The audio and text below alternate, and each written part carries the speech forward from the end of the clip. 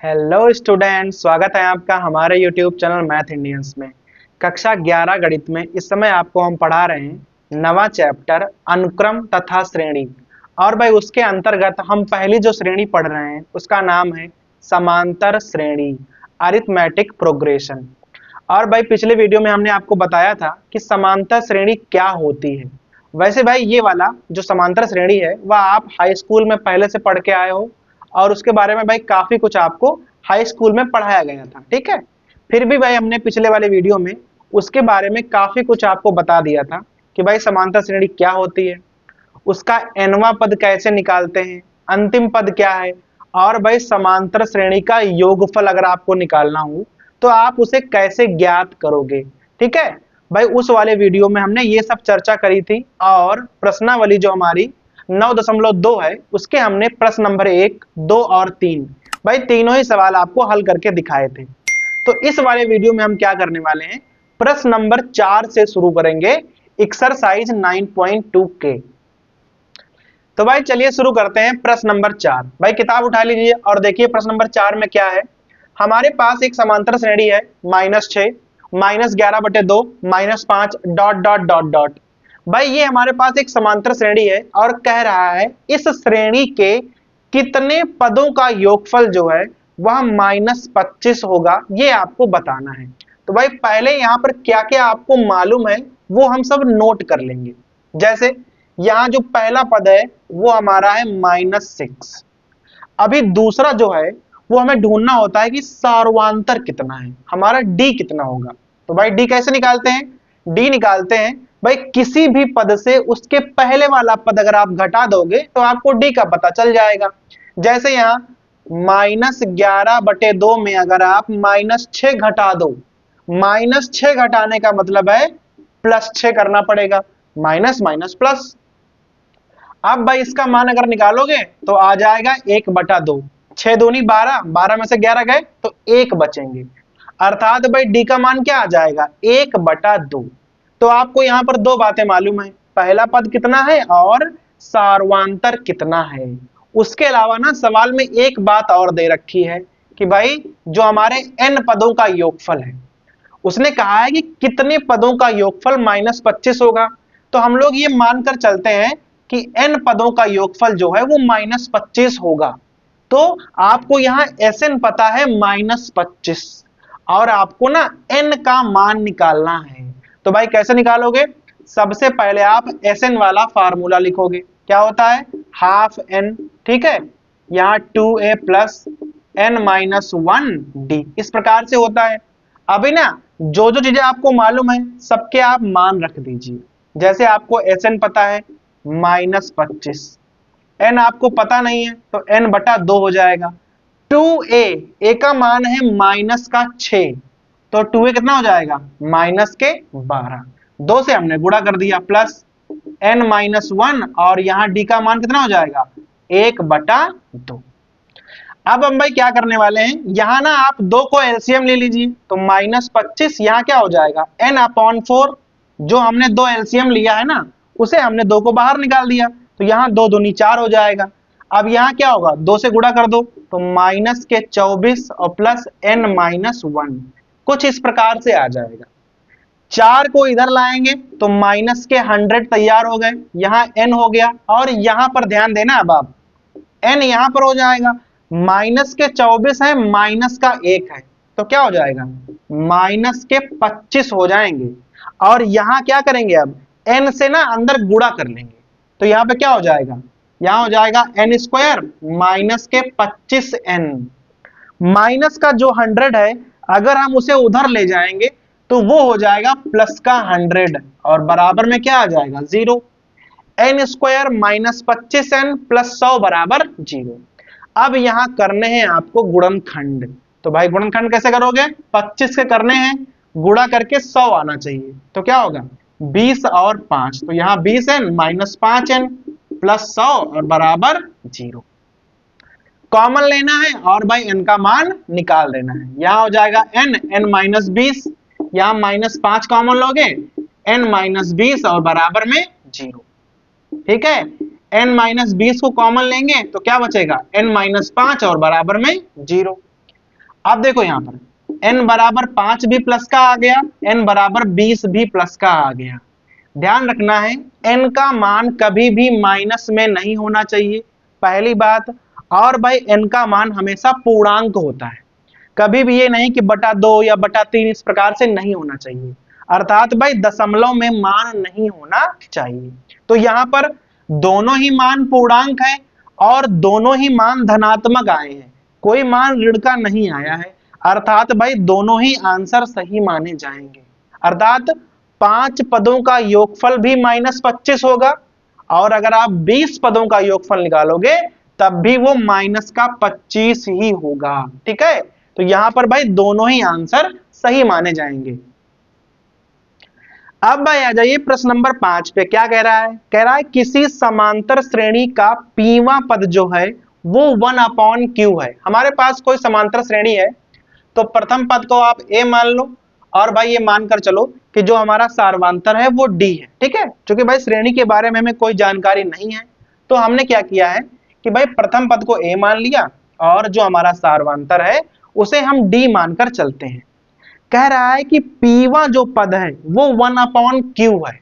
अगर हम यहां निकालेंगे पीवा पद, जैसे हम निकालते हैं nवां पद तो वहां n लिखते हैं, यहां पर हम निकालेंगे पीवा पद तो वहां पर हम p लिखने वाले हैं। सूत्र क्या होता था? a plus n minus 1d। तो भाई यहां पर हो जाएगा a plus p minus 1d और मान कितना है? 1/q है। ये मान किसका है? ये मान है पीवा पद। अब कह रहा है और क्यूवा जो पद है वो 1/p है, जस्ट उल्टा कह रहा है। अब हम निकालेंगे क्यूवा पद। ठीक है, जो पीवा पद था वहां हमने p रखा था, जो क्यूवा है वहां हम q रखेंगे। सीधी सी बात है, a plus q minus 1d और मान कितना है? 1/p। खाली आपको ये दो बातें दी गई हैं। अब कह रहा है कि सिद्ध करना है कि प्रथम pq पदों का योगफल हाफ pq प्लस 1 होगा और एक कंडीशन है कि p बराबर नहीं है q।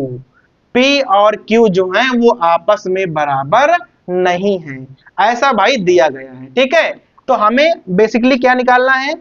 pq पदों का योगफल निकालना है जो कि 1/2 pq प्लस 1 आना चाहिए। ठीक है भाई, तो हम यहां से प्रयास करेंगे।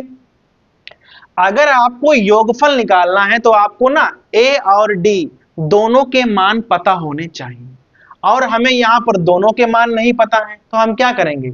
हम इसे समीकरण नंबर 1 की तरह यूज करेंगे और इसे समीकरण नंबर 2 की तरह यूज करेंगे। ठीक है, और भाई इन दोनों को ना आपस में हम घटा देंगे, माइनस माइनस और माइनस, जिसमें ना a वाला तो कैंसिल हो जाएगा। यहां पर देखो देखो d यहां पर भी है, d यहां पर भी है, तो आप पहले ना d को कॉमन निकाल लो। यहां d के साथ है p माइनस 1, लेकिन यहां हमने घटा रहे हैं ना तो यहां माइनस है तो क्या होगा? इसके ना चिन्ह बदल जाएंगे। प्लस का q है तो माइनस का q हो जाएगा, माइनस का 1 है तो प्लस का 1 हो जाएगा। तो इधर ये आ जाएगा, उधर क्या आएगा? उधर आएगा 1/q माइनस 1/p। ठीक है, यहां देखो 1 और 1 कैंसिल हो जाएगा, d यहां आ जाएगा p माइनस q। अब देखो हमें यहां ना एलसीएम लेना है, भाई q है p है तो क्या करोगे? हमारा हो गया pq एलसीएम। p की गुणा यहां कर दो, q की गुणा आप यहां कर दो, तो यहां आ जाएगा p माइनस q। अब ध्यान रखना है p माइनस q यहां पर भी है, p माइनस q यहां पर भी है, तो दोनों ये कैंसिल हो जाएंगे। उधर बचेगा 1, तो d बराबर क्या आ गया? 1/pq। ये हमें पहला मान प्राप्त हो गया है। अब देखो हमें सार्वंतर मालूम हो गया है लेकिन अभी भी हमें प्रथम पद का पता नहीं है, तो हम क्या करेंगे?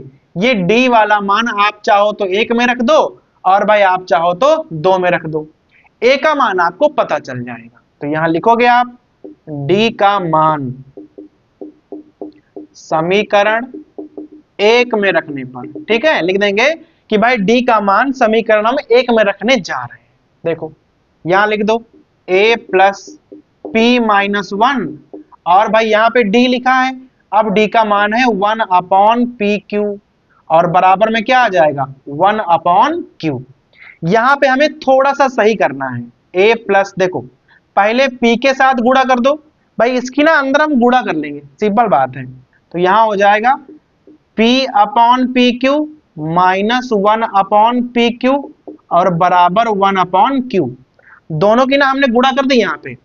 अब भाई यहाँ पे देखो, ध्यान दो, p और p तो कैंसिल हो जाएगा, तो यहां पर बचेगा क्या a प्लस, यहां बचेगा 1/Q माइनस 1/PQ बराबर 1/Q। देखो 1/Q सेम सेम है, तो आप इनको कैंसिल कर सकते हो। ये वाला उधर जाएगा तो भाई क्या आ जाएगा आपका a बराबर आ जाएगा 1/PQ। अब ध्यान देना, जो d का मान है वो भी 1/PQ है और जो a का मान है वो भी 1/PQ है। a और d दोनों के मान एक समान है, ठीक है, उससे हमें कोई फर्क नहीं पड़ने वाला है। हमें निकालना है PQ पदों का योगफल, और भाई जो किताब में दिया है वही हमको सिद्ध करना है। तो अभी हमको निकालना है PQ पदों का योगफल। तो हम निकालेंगे वैसे ही जैसे हम निकालते हैं n पदों का योगफल। सूत्र क्या होता था, Sn बराबर n/2 2a प्लस n-1d। इस प्रकार से जहां n है वहां हम PQ रखेंगे, a और d दोनों के मान हमें पता है, ठीक है। रखो भाई, यहां हो जाएगा PQ/2, यहां 2।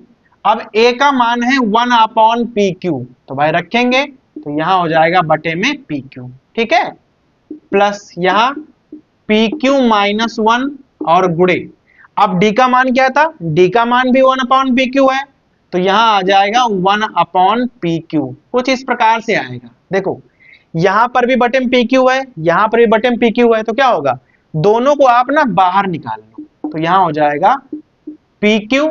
दोनों को जब बाहर निकालोगे तो यहां आ जाएगा 2PQ, दो पहले से थे, PQ बाहर आ जाएगा। अंदर क्या बचेगा, 2 प्लस यहां बचेगा PQ-1, इस प्रकार से बचेगा। अब देखना, ये और ये तो हो जाएगा कैंसिल आपका। बाहर क्या बचा, बाहर बचा 1/2, अंदर यहां 2 है और यहां है माइनस का 1, यहां बचेगा PQ+1। और भाई यही आपको लाना था। किताब में कह रहा था कि प्रथम PQ पदों का जो योगफल है वो 1/2 PQ+1 होना चाहिए। वो भाई हमने यहां पर सिद्ध कर दिया है, तो कुछ नहीं करना पड़ा।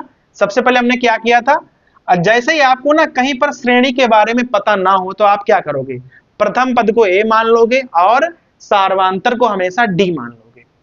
pवां पद निकाला लिख दिया, qवां पद निकाला लिख दिया, दोनों को घटाया तो भाई हमें d का मान मिल गया। d का मान चाहे आप 1 में रखते चाहे आप 2 में रखते, मान रखा हमने, a का मान मालूम हो गया। अगर आपको a और d के मान पता है तो समांतर श्रेणी में आप कुछ भी ज्ञात कर सकते हो। फिर हमने निकाल दिया PQ पदों का योगफल, ठीक है भाई। तो ये हो गया हमारा सवाल नंबर 5। अब भाई आ जाओ प्रश्न नंबर 6 पे। देखो हमारे पास एक समांतर श्रेणी है, 25, 22, 19, इस प्रकार से ना लगातार 3-3 कम हो रहे हैं। अभी कह रहा है इनके कुछ पदों का जो योगफल है वो हमें मालूम है 116 है। अभी कह रहा है इसका अंतिम पद आपको बताना है कि क्या होगा। देखो अभी हमें यहां मालूम क्या क्या है पहले वो नोट करते हैं। a का मान कितना है 25, 3-3 कम हो रहे हैं, आपको साफ साफ दिख रहे होंगे, तो d का मान क्या हो जाएगा -3। और भाई हमें क्या मालूम है, हमें मालूम है Sn कितना है 116। कुछ पदों का योगफल कितना है 116। तो पहले तो हम ये मालूम करेंगे कि जो ये कुछ हैं ये हैं कितने। भाई उसने कहा है कि कुछ पदों का योगफल 116 है, तो हम ये मालूम कर लेंगे कि कितने पदों का योगफल 116 है। तो उसके लिए क्या करेंगे, हम Sn वाला फार्मूला लगाएंगे इस प्रकार से, ठीक है। यहां पर क्या हो जाएगा 2a प्लस n-1d। अब क्या करना है आपको, देखो यहां n का मान आपको पता नहीं है, Sn पता है, a पता है और d पता है। जिसका मान पता है रख दो, यहां हो जाएगा 116, n का मान आपको पता नहीं है तो ऐसे छोड़ दो। 2a, a का मान है 25, तो 25 दूना 50, n-1 और d का मान कितना है -3। तो भाई ब्रैकेट लगा के लिख दो, यहां आप लगा लो मंझला ब्रैकेट। अब देखना ये दो इधर ले आओ तो यहां हो जाएंगे 232, ठीक है। यहां हो जाएगा n, यहां पे क्या हो जाएगा, यहां आ जाएगा 50 और यहां पे -3n और +3। भाई -3 से गुणा करेंगे ना तो यहाँ -3n, वहां हो जाएगा +3। अब जरा यहां जोड़ लो तो यहां हो जाएंगे 232 बराबर n, यहां क्या आ जाएगा, ये हो जाएंगे 53 और -3n, इस प्रकार से। अभी ना n से आपको गुणा कर लेनी है तो यहां हो जाएगा 232 बराबर 53n और -3n²। अब देखो ये एक समीकरण बन जाएगा, सब कुछ एक तरफ ले लो और क्या करना है आपको, आपको करना है गुणनखंड। तो यहां इसको ना इधर ले आओ तो यहां हो जाएगा 3n² -53n और प्लस के 232 और बराबर में आ गया 0। अभी क्या करना है, इसके ना गुणनखंड करने हैं, 3 और 232 की ना आपको गुणा करनी है। देखो 232 कहां से आए थे, 116 से आए थे, ठीक है। तो 116 गुणे 2 किया था तो 232 आए थे।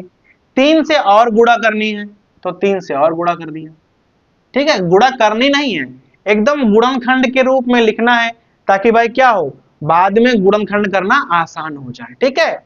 अब 53 के ऐसे गुणनखंड करने हैं जिनकी गुणा ये आनी है, 53 के करने हैं आपको। माइनस का चिन्ह लगा है अर्थात भाई जोड़कर 53 लाने हैं हमको, ध्यान देना आप।